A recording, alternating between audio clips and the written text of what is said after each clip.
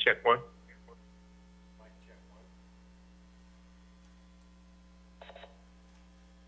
Web stream 3-4. 5. Mic check one.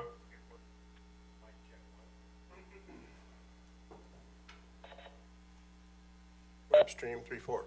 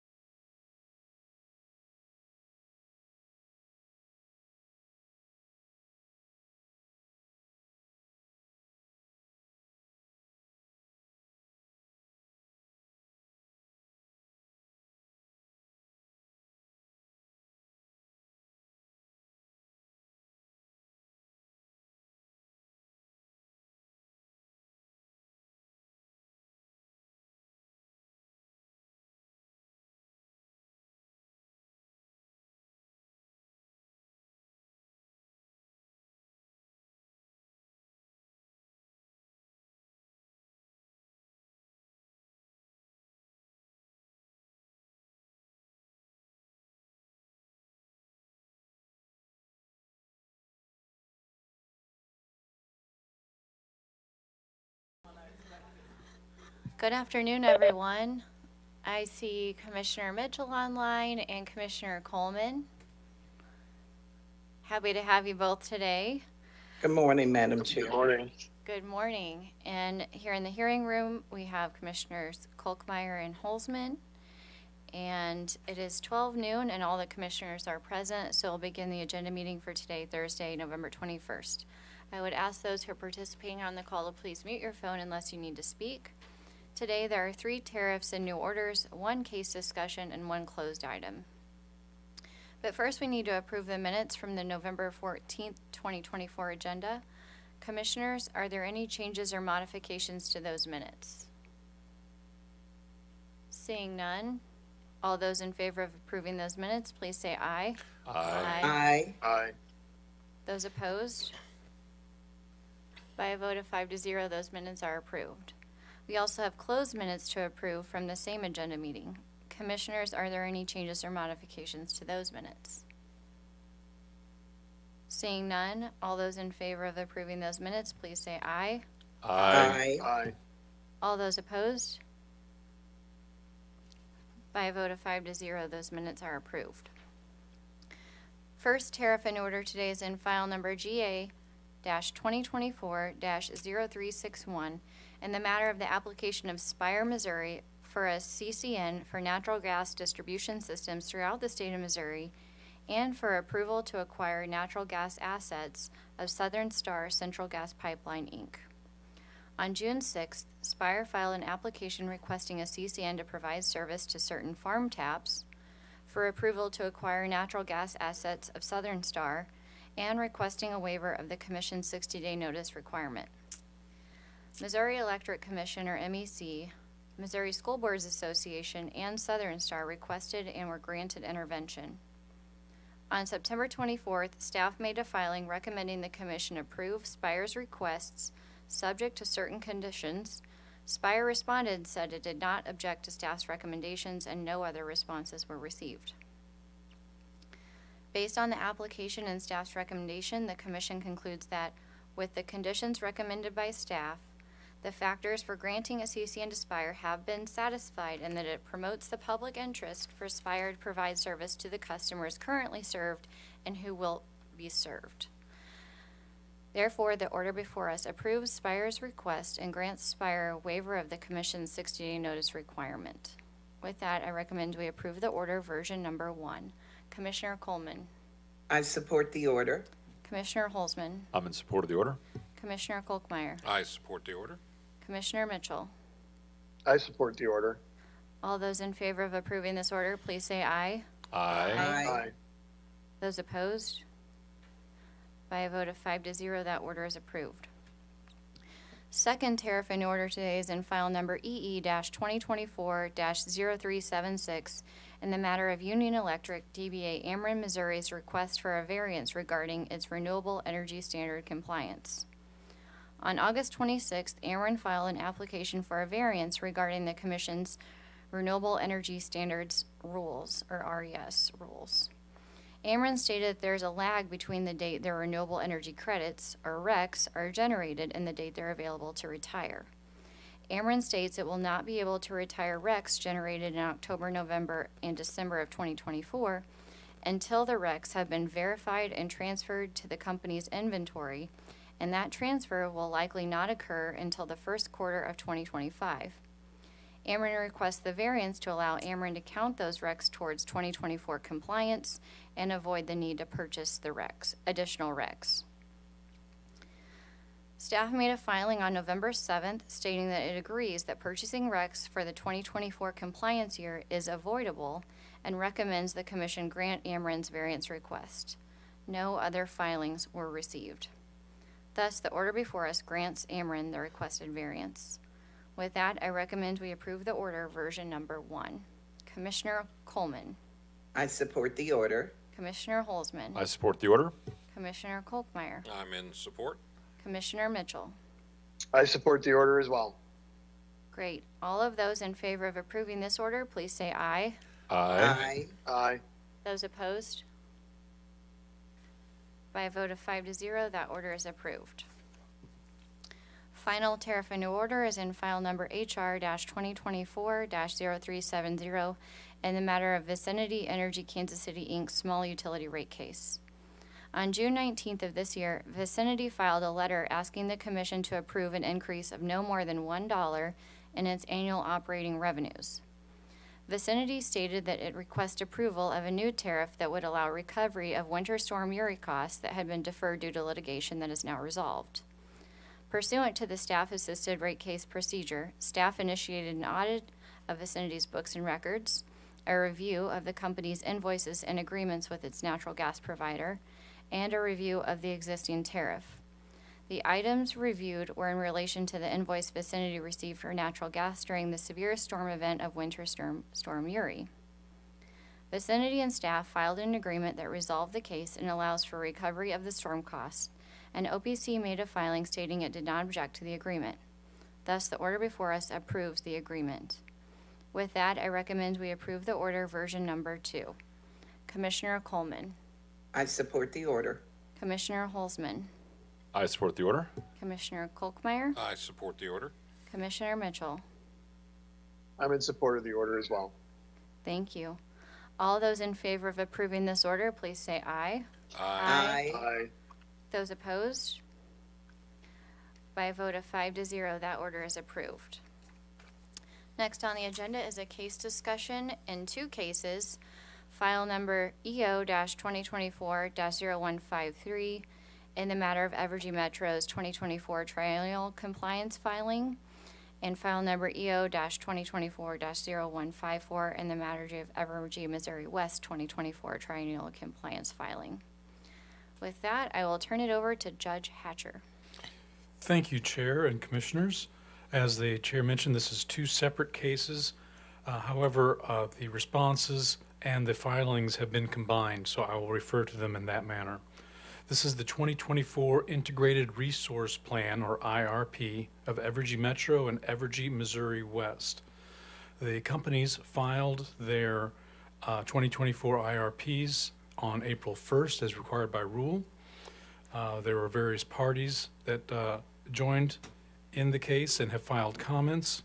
And then as per the rule, the companies, Evergy Metro and Evergy Missouri West, filed in a joint filing which resolved 31 of the concerns and deficiencies of the original 38 that were raised by other parties.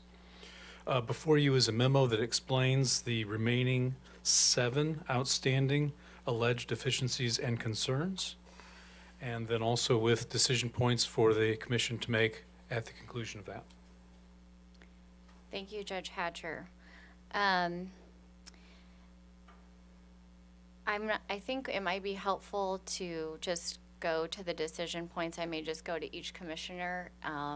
We can take it just one commissioner at a time, but not necessarily go to every single issue that's identified as a deficiency. So with that, the decision points are: 1, does the commission find that Evergy's triennial IRP and resource acquisition strategy comply with the requirements of Chapter 22? And I believe that they do. And does the commission approve of the resolutions contained in the joint filing? And would the commission like any further information or a hearing regarding any of the remaining deficiencies? And I think that the resolutions contained in the joint filing I would approve of, and I am not in need of additional information or a hearing regarding any of the remaining alleged deficiencies. Though I do think it's important, I'm not going to go through every deficiency, but there is a couple points that I think are noteworthy, and one of them was highlighted by New Energy Economics regarding stakeholder workshops and the stakeholder process involved in the IRP. It appears that Evergy did meet the current IRP rule for stakeholder engagement in the IRP process. But I think that the commission is contemplating rethinking the IRP process that would potentially allow additional stakeholder involvement.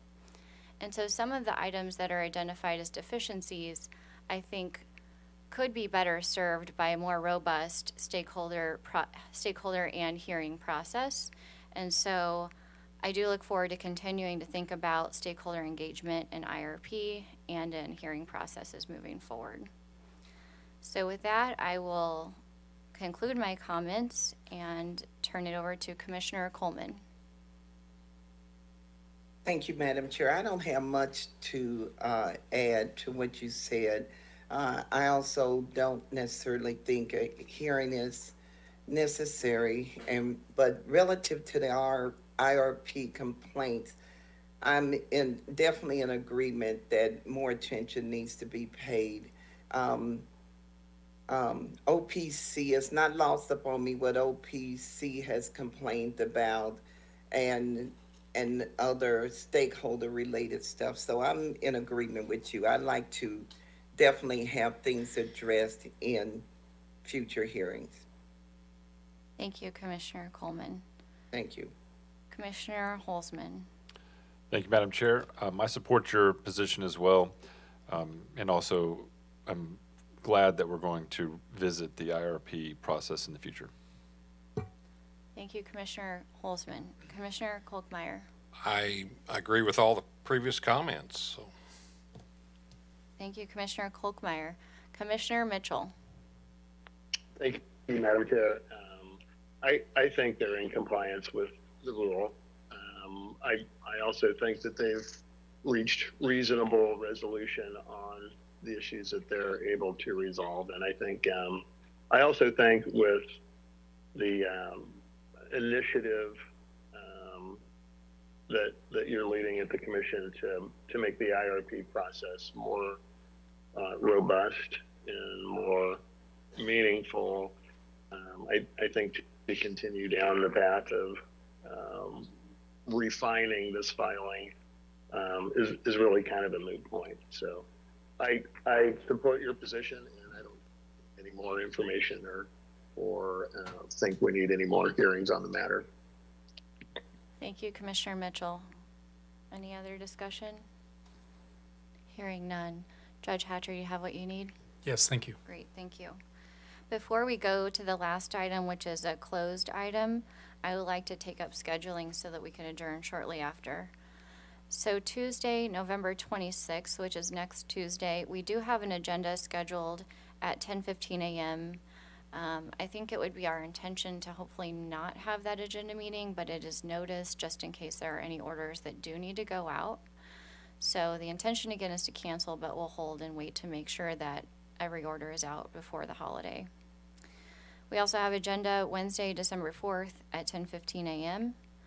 Friday, December 6th, and Tuesday, December 10th, there are rulemaking hearings involving 3 cases: OX-2025-0104, OX-2025-0105, and OX-2025-0106 on affiliate transactions, HVAC services affiliate transactions, and customer information. And that will be in the James Kirkpatrick Building, which is the Secretary of State's building at 600 West Main, room 139 at 10 a.m. with Judge DePel. Wednesday, December 11th, we have agenda at 10:15 a.m. And Thursday, December 19th, we have agenda at 10:15 a.m. Commissioners, are there any changes or modifications to the schedule?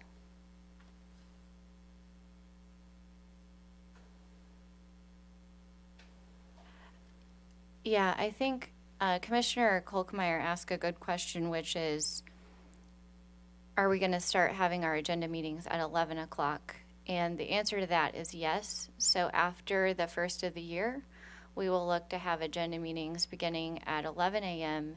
in this hearing room. And that's to better accommodate travel schedule and ensure that we're not having it at noon to interrupt our team members' lunches, and make sure that everything is prepared ahead. And also to have additional seating accommodations so people don't have to stand in the halls and try to hear what we're saying. Yes, great point. So this hearing room, beginning in December and for the month of December, will be undergoing a slight renovation. And so this hearing room will not be in use in the month of December. So when we come back in January, there will be different the seating will be slightly different, but we're having agenda in this room to ensure that we have adequate seating for the agenda meetings, as the agenda room upstairs has been quite crowded with folks standing in the halls, and that doesn't exactly send the right message for folks that want to come observe the commission meeting. So that's what we're trying to accomplish with all of this. Great point. Thank you so much, Commissioners Kolkmeyer and Coleman. Thank you, Madam Chair. Thank you. Anything else? Okay. With that, we do have a closed litigation item to consider. So I would make a motion that we go into closed session pursuant to section 610.0211. Do I have a second? Second by Commissioner Kolkmeyer. All those in favor, please say aye. Aye. Aye. Those opposed?